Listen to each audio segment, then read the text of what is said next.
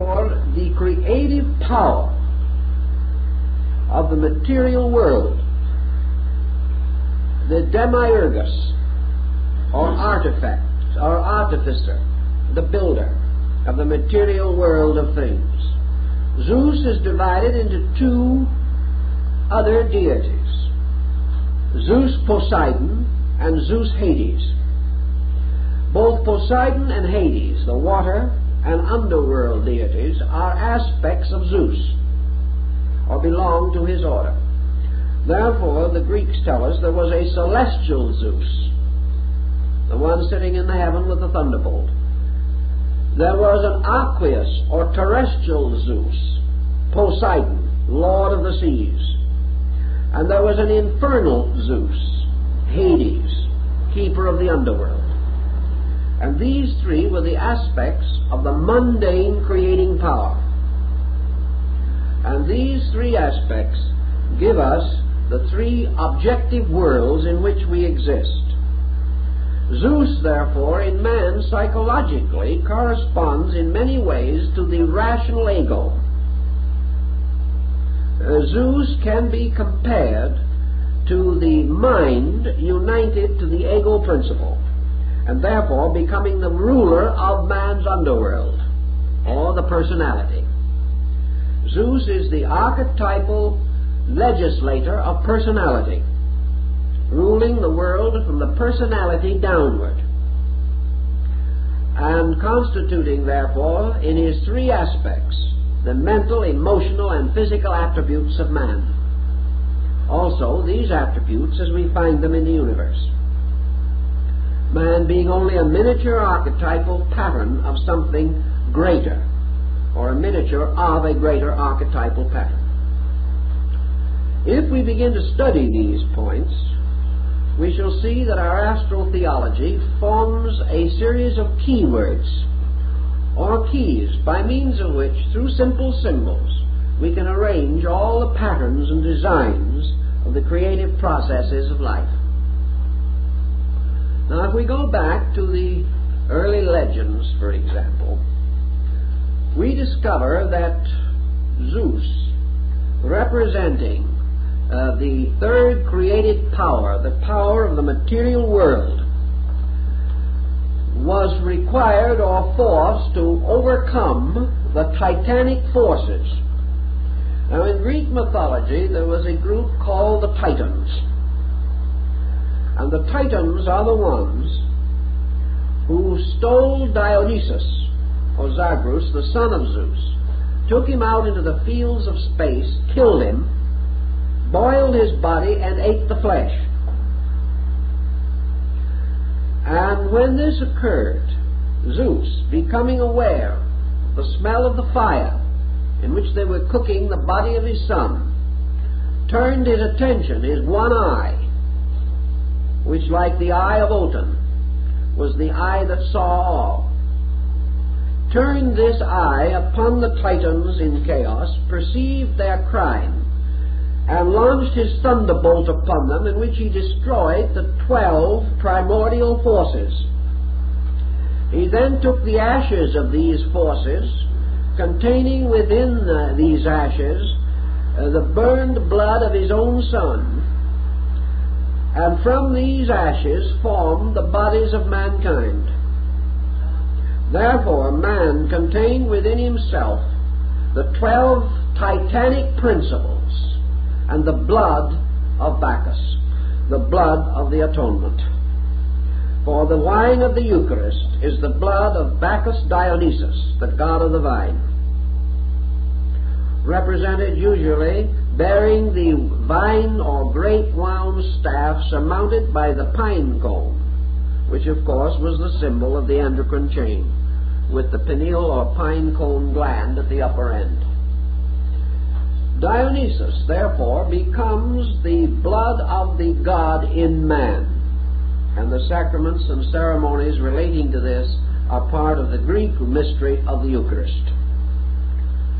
Now, in this situation, the Titans, astrologically and astrotheologically, represent the primordial power of the 12 constellations. They were the Titans. They represented the great field of space in which a solar system is to be fashioned. The Titans, luring Dionysus out into the mystery of space, slew and devoured him, or the power of the constellations devoured the light of the sun god, the progeny, the projected sun power. The solar mystery then slew with its rays, the thunderbolts, the titanic power, and fashioned from the constellations the body of man. And we have what?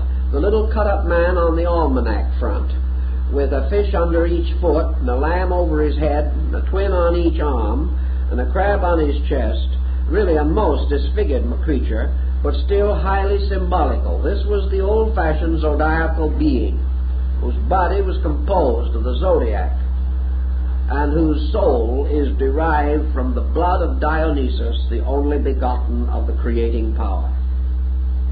We have another group of symbols rising in the legend of Castor and Pollux.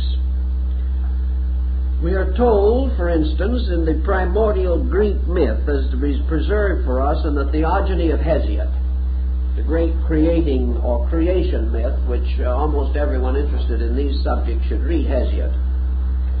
We are told that in the beginning there was the eternal power, the eternal being, undimensioned, unlimited, and that within this power were two root principles, the Pythagorean duality in unity. And these two powers were called ether and chaos. Ether was of the nature of love, and chaos was of the nature of place, unorganized.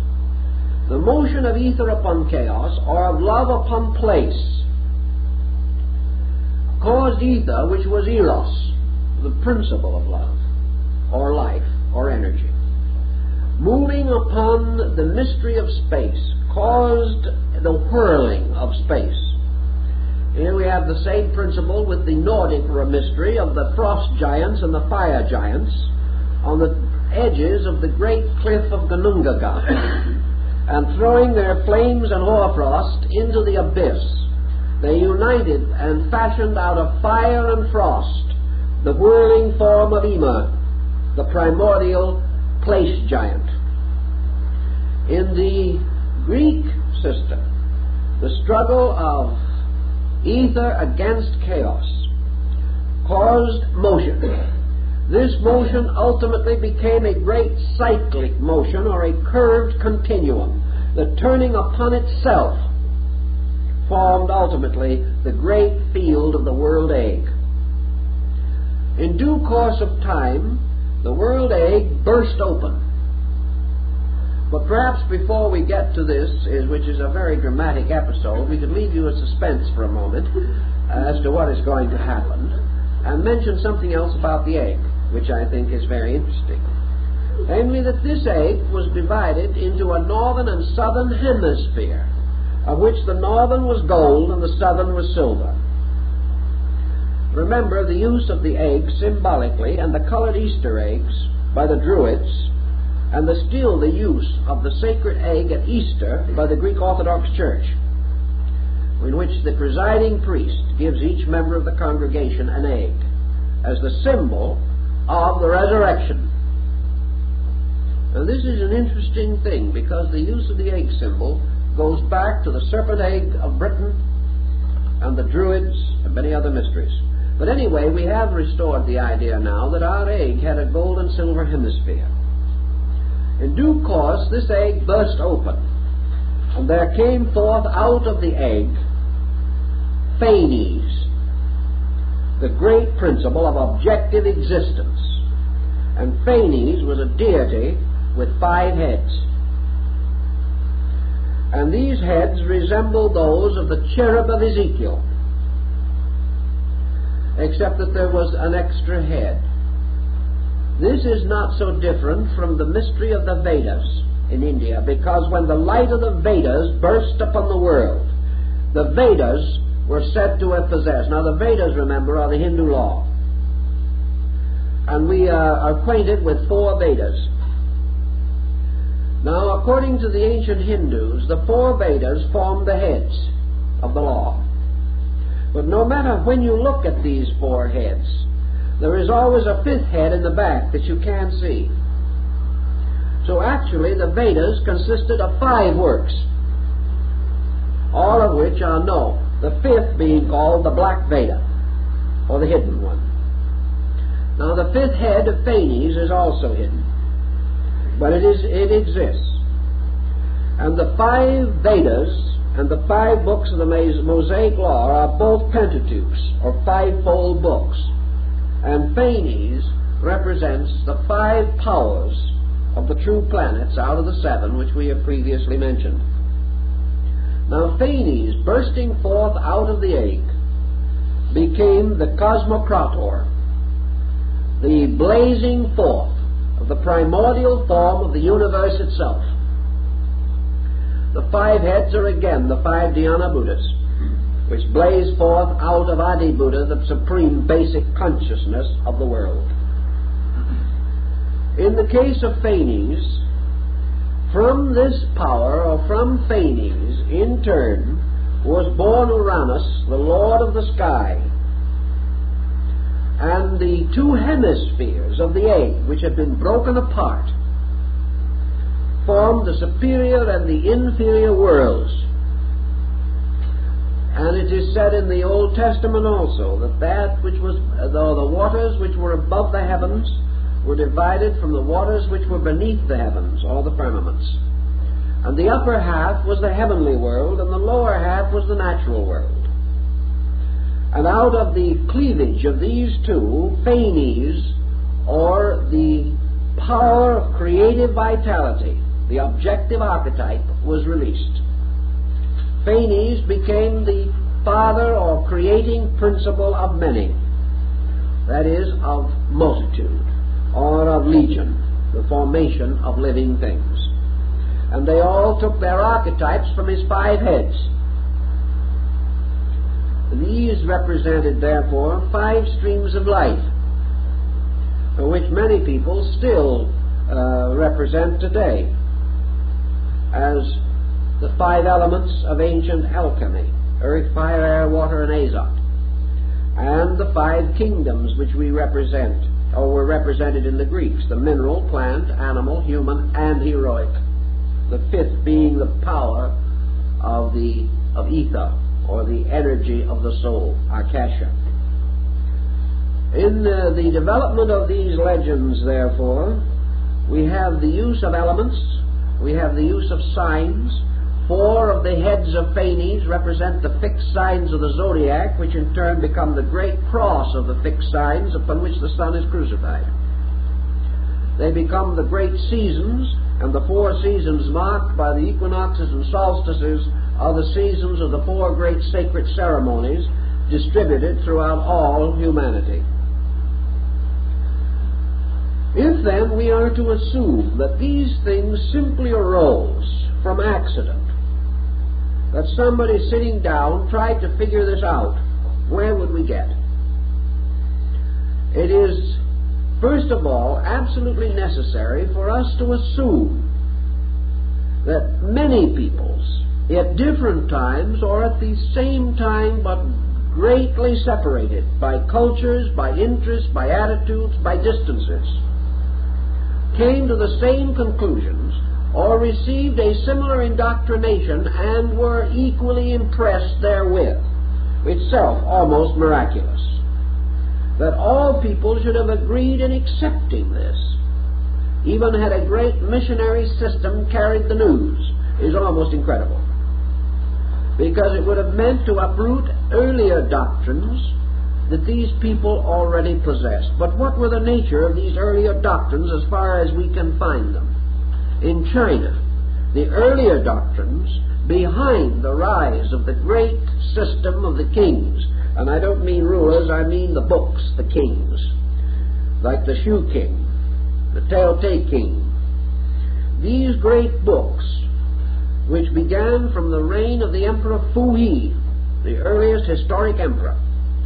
We know from the legends of China that prior to this, the Chinese people venerated the stars and built their great system upon the stars.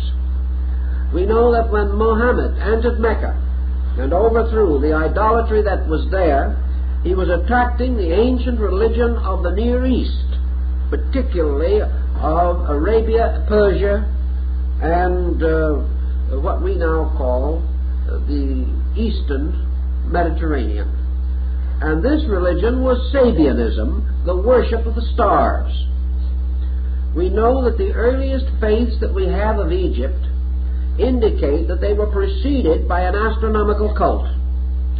We know this was true in the valley of the Euphrates. In other words, all of our religions as we know them rose among people who had previously worshipped nature, the heavens, the earth, the seasons, and similar sidereal phenomena.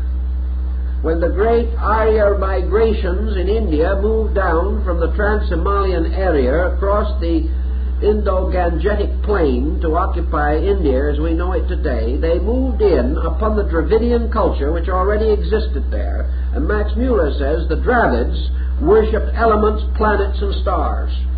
So Indian culture, as we know it, arose in an environment previously controlled by star worship. How does this happen? Where was this star worship? These people were not astronomers as we know them. They did not have the equipment. They could not have known the universe as we know it today. Yet their background was the worship of heavenly bodies, elements, and things of that nature. Several groups of researchers have tried to solve the basic mystery that this presents. And we always come back to the same inevitable. Namely, that the impression of these patterns arises from the constitution of the human being himself.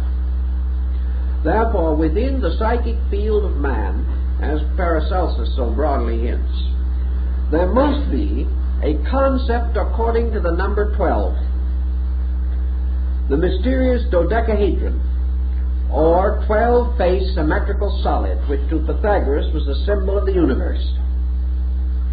This has to exist as an archetypal energy symbol within the human being, the ultimate recognition that all things that happen within 12, or within a 12-fold diffusion of potential.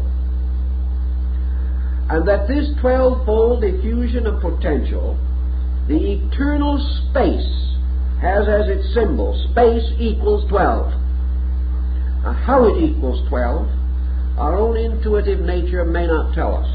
But when man thinks space, or man experiences space, he receives the instinctive impulse of 12. 12, therefore, is the absolute symbol of potential in number, and was so accepted by the Pythagoreans. Potential is that which rests forever in abscondita, or within itself, invisible, unknown, unchanging. And space, eternity, being, unconditioned, must archetypally, psychologically, be signified by 12. The motion of potential into potency, the emergence of things, causes the 12 powers to burst forth into the form of a septenary. And one of the greatest mysteries of ancient Hindu mathematics was the possibility of dividing the 7 creative gods equally into the 12 creative powers without a remainder. And that was a fine mathematical problem, and it was solved. It is possible that 7 can be distributed evenly through 12, and at the same time neither the 12 nor the 7 fractionalized in any way. This was one of the old calculations of the Hindus. I've seen the calculation made. It can be done. But by this means, therefore, 12 eternally moving into 7 causes a septenary, no two parts of which are the same. Therefore, no one of the septenary contains the same relations of the 12 elements, nor all of them. Thus we have 7 basic potencies, or powers, which are the objectifications of the 12 potentials. And this moving from the state of 12 in suspension to 7 in projection constitutes creation. Creation, therefore, emerges as a septenary. Now, the septenary in this case is mysterious for 2 reasons. And in order to understand this mystery, we must again go back to our ancient peoples. We know that they recognized 5 elements. And we know also that they recognized man as consisting of 5 parts, yet they always called him a septenary. And in order to create the septenary in the personality of man, it was necessary for the Hindu to divide the emotional nature of man into 2 parts and the mental nature, giving a septenary involving 2 forms of mind, higher and lower, and 2 forms of emotion, constructive and destructive. But this was not the original intention. This was again the blind, or the subterfuge. In the creation of a solar system, according to the ancient Hindu astronomers, each of the planets has 5 bodies, and they share together the 6th and 7th bodies of the sun. Therefore, the sun, as a field of energy, surrounds the planets, and the 6th and 7th body of each planet is part of the solar body. So there are 5 distinguishable planetary bodies.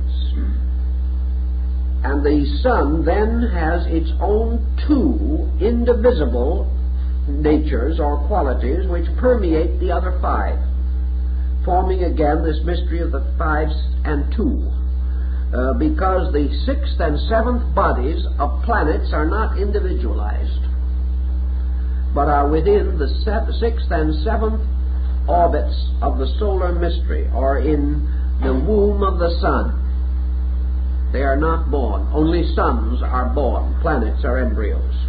Therefore, no form of life on a planet can transcend 5 levels of development without moving from a planetary to a solar focus. Thus, the 6th and 7th Buddha to come are secret.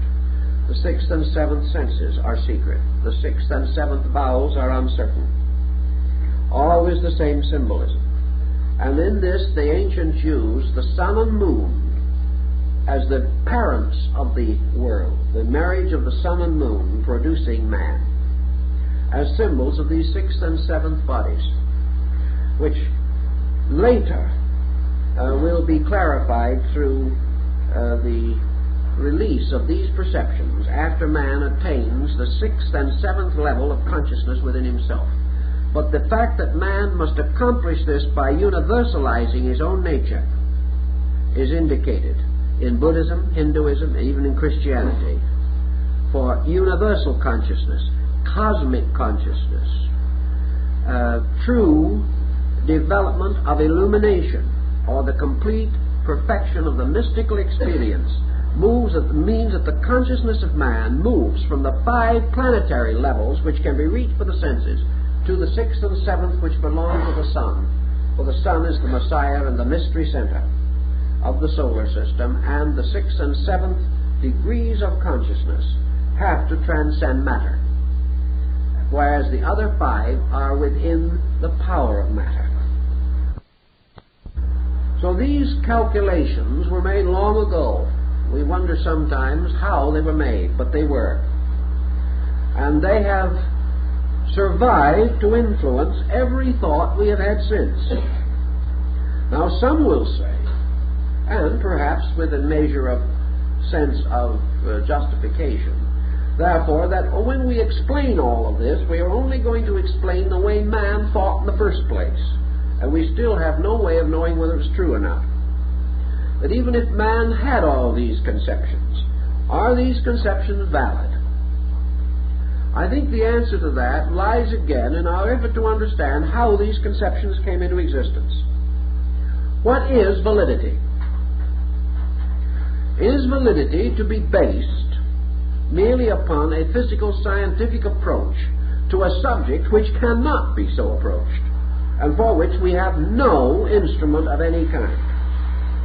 The moment we transcend the phenomenal experience of living, we are out of the sphere of science.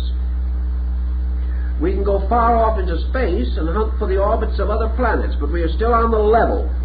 We are not escaping from the 5 zones which belong to planetary consciousness.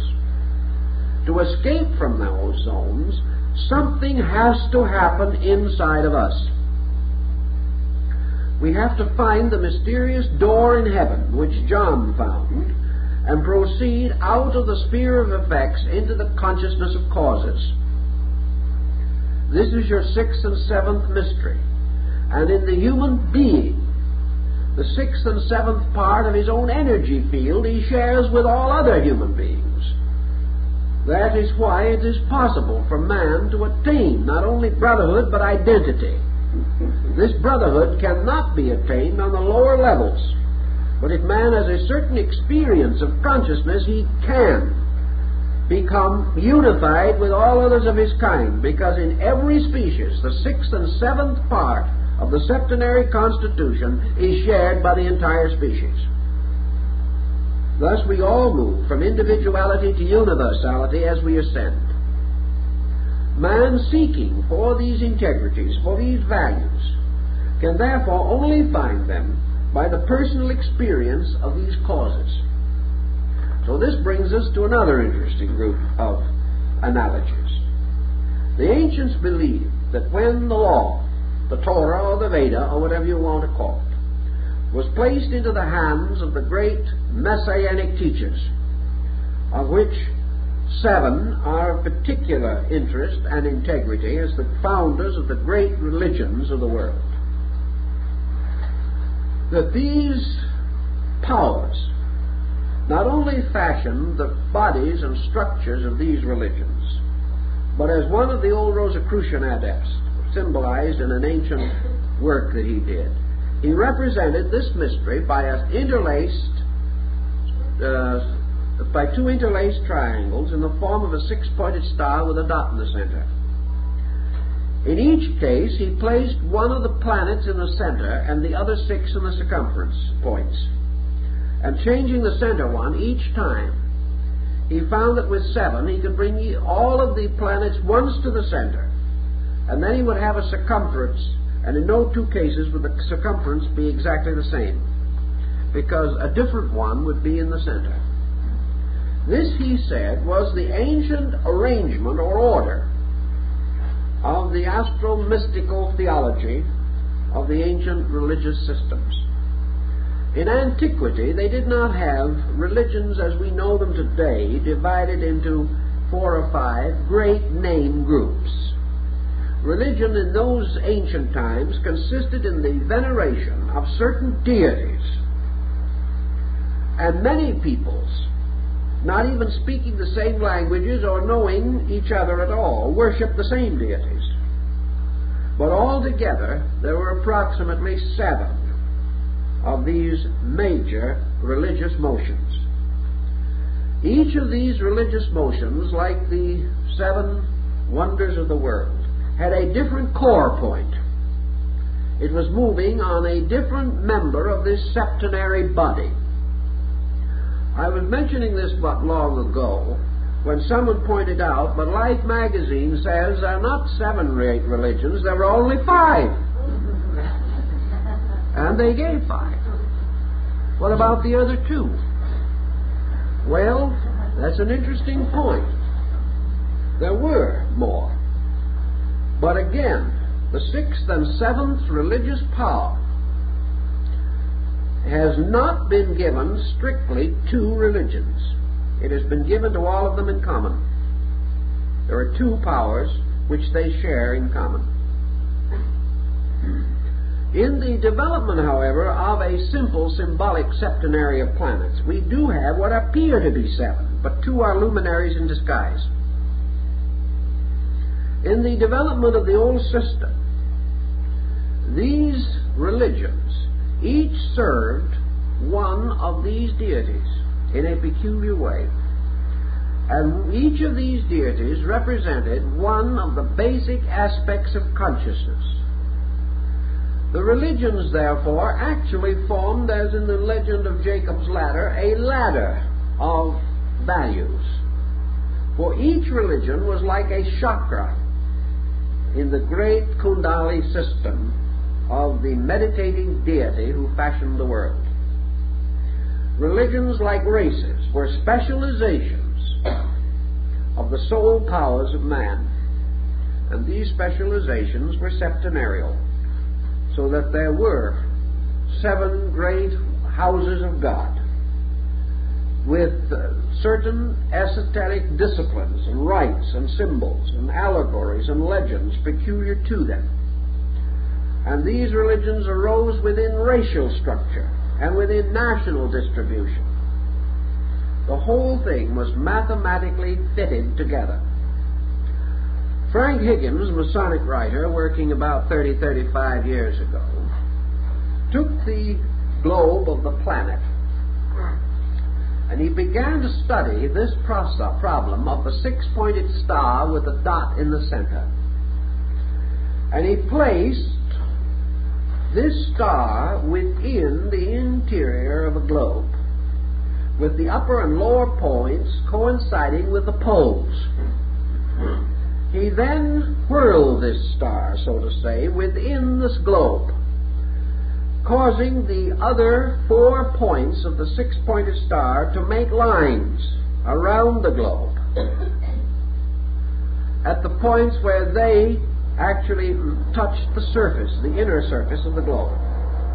And he considered these points degrees of latitude.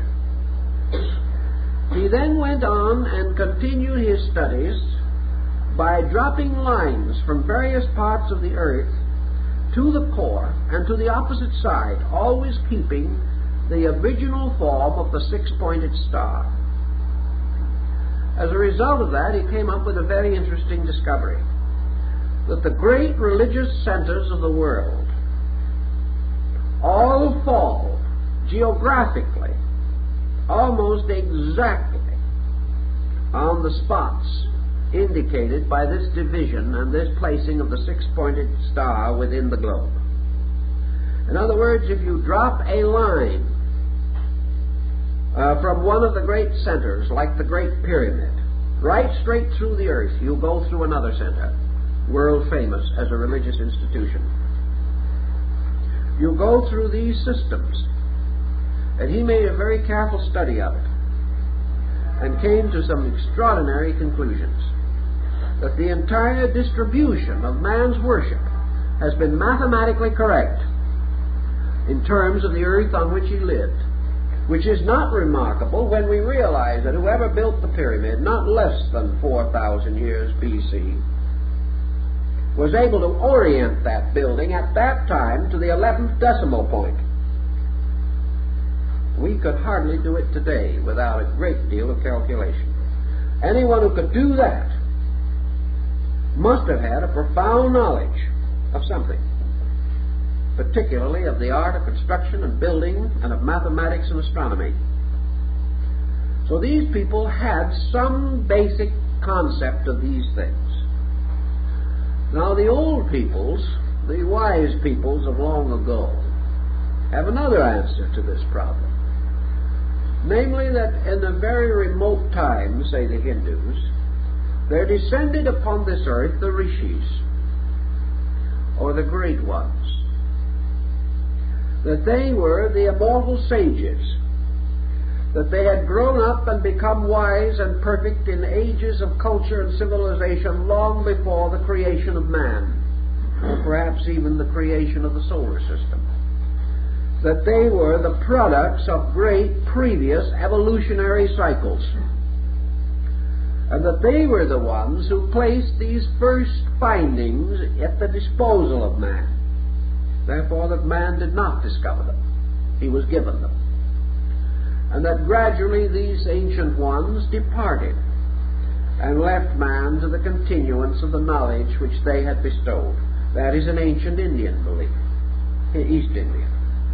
There is also the story that the ones responsible for these achievements of man were essentially the lunar ancestors, or the Petries, and that they belonged to the previous cycle of life prior to the creation of the earth, which was while the moon was a live world, and that from these distant and remarkable sources this knowledge came. We say this is legend, but we are still confronted with the problem of how were these things discovered, and why is it that with thousands of years of work we have been unable to disprove them with all that we claim to know, and that step by step as we move forward we go back to Plato, back to Pythagoras, and back to these ancient calculations. We have our choices. We can psychologically say that these ancient ones, the rishis and the sages, represent the potential of our own superconscious. We can say that before man developed his own sensory institution, which we call personal consciousness, while man was still without an objective integration such as we know, that he was still not ignorant, because the preconscious, or that which came before the objectification of his present intellect, contained so much more than his present consciousness is capable of estimating. Man's consciousness, like the little nursery rhyme, sort of came out of the everywhere into the here, and it knew much more when it was everywhere than it does now. Therefore, that man's superconscious or preconscious state was one of extraordinary intuitive awareness, and that the so-called rishis, the ancestors, the ancient teachers, were really his own superconscious parts, and that while he was still without intensive physical integration, these internal resources were available to him. He could consciously know inwardly, because what the Tibetan calls the eye of the Dhamma had not closed. We had not locked inner vision. Now, assuming psychologically for a moment the possibility of this line of thinking, let's see what has since happened. For the last several thousand years, man has gradually been developing a colossal neurosis. And this neurosis, as anyone realizes who thinks about it, is an abnormal situation arising from false thinking, false standards of value, and misuse of energy.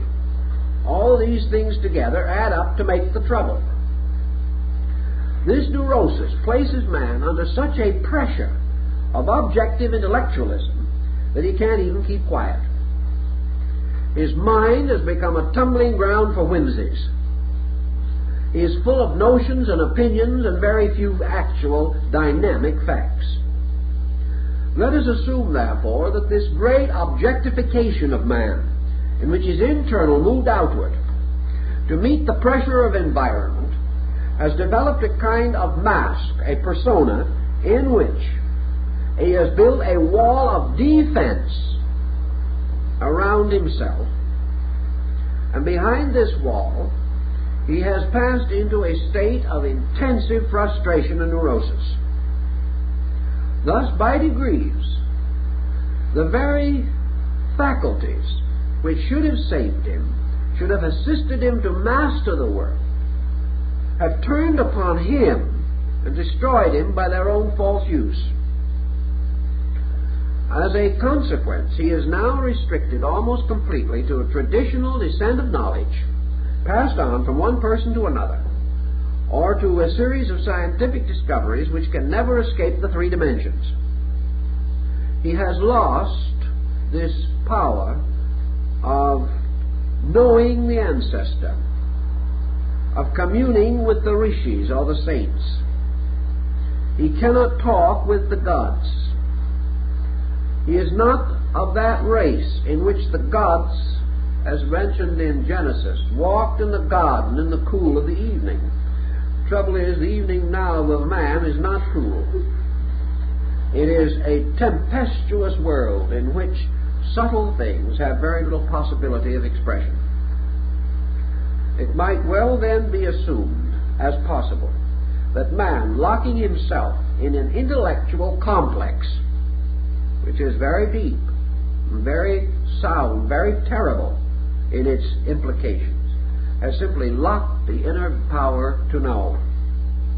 Therefore, that he can no longer conceive of how anyone else had it open or was able to know, but that from man's own preconscious, which is man's link with the universe, man intuitively knew, because he was able to name and recognize the facts of things which we can no longer do.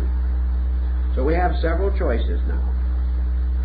Either that man, in his ingenuity, was able to make these objective analogies and disseminate them in one way or another throughout the world, and that man, perhaps having a kind of mind not so different from the mind of any other man, that all men might have come to the same conclusions even though they had no contact, and that in a certain degree of the rise of a culture, its people always come to identical findings.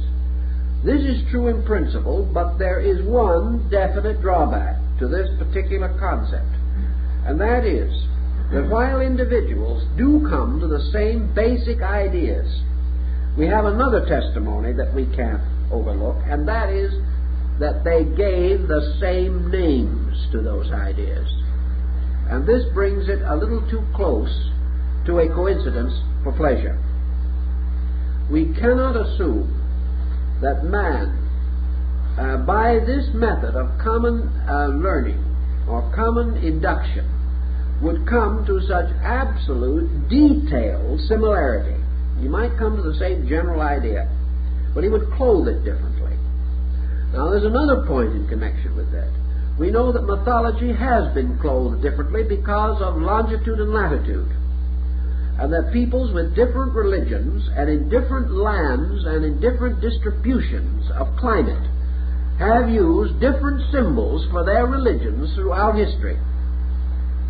Therefore, if they lived as the Nordic people did in a very severe climate, their doctrines took on the severity of that country, whereas those living in tropical or temperate zones had much less stress in their ancient religious symbols and legends.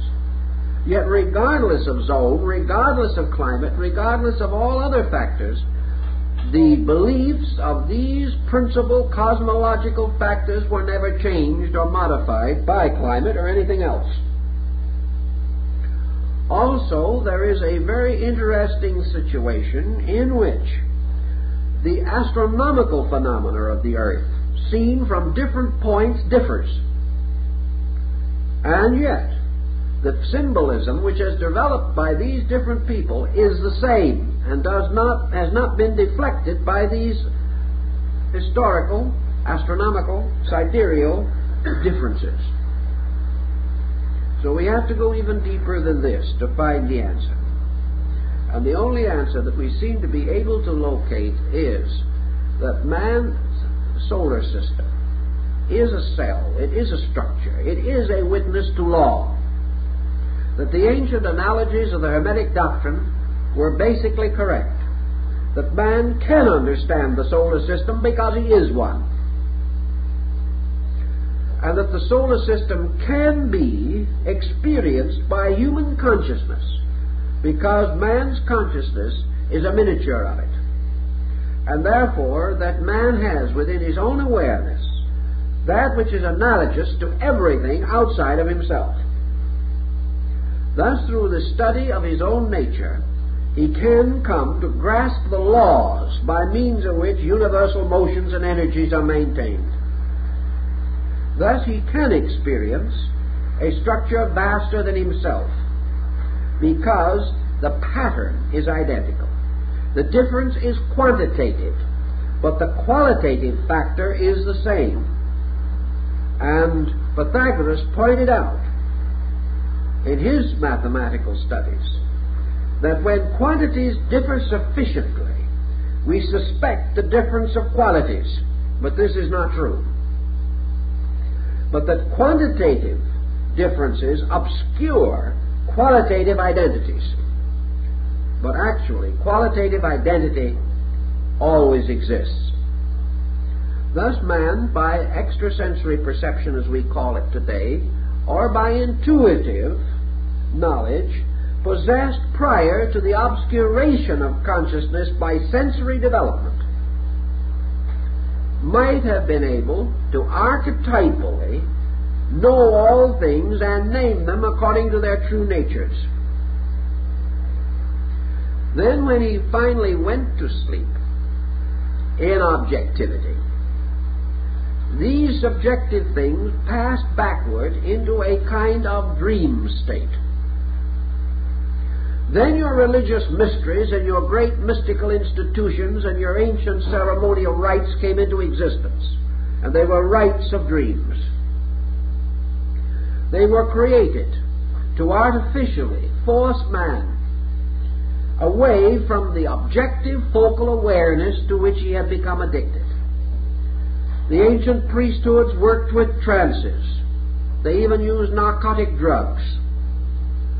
As the American Indian mystic did, they used fumigations, and a very common device among ancient people, fasting, by means of which the sugar content in the brain was reduced, causing the tendency to psychic phenomena.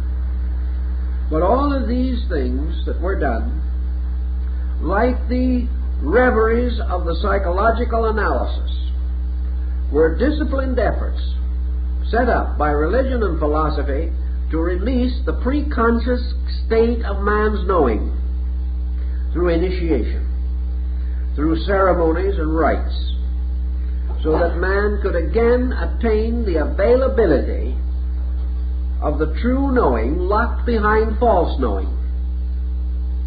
If such could be conceived to be the case, I think we would then understand this archetypal system and recognize that our so-called astrotheology is simply a shorthand system, a system of symbols, by means of which the individual, by using symbols for ideas, can mathematically and geometrically restore the basic formulas of existence.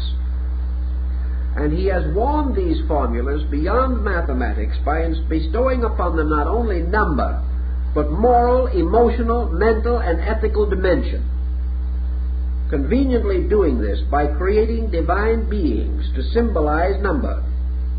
These beings are gods in the Greek and other pantheons, the great orders of divinities of ancient worship, which are actually symbols of living mathematical focal points, endowed with the qualities of those points as well as the quantity or mathematical distribution of pattern, on the basis that the ancients maintained, namely that every mathematical formula was also a moral structure, a living thing, not merely a dead pattern. All this type of thinking might give us a clue to the archetypal astronomy and how it has affected our religions and why it cannot apparently be removed from religion, and how religion has continued to build on it even though it has ignored it, and continues to preserve it even though it might preach against it. And so, denying these things in many instances, religious and philosophical systems continue to use them, never for a moment intending to stop using them, because the pattern, the circumstance requires this formula. although we do not like to acknowledge where it came from. So out of these considerations, perhaps, we'll get ourselves ready for some more heavy weather next week.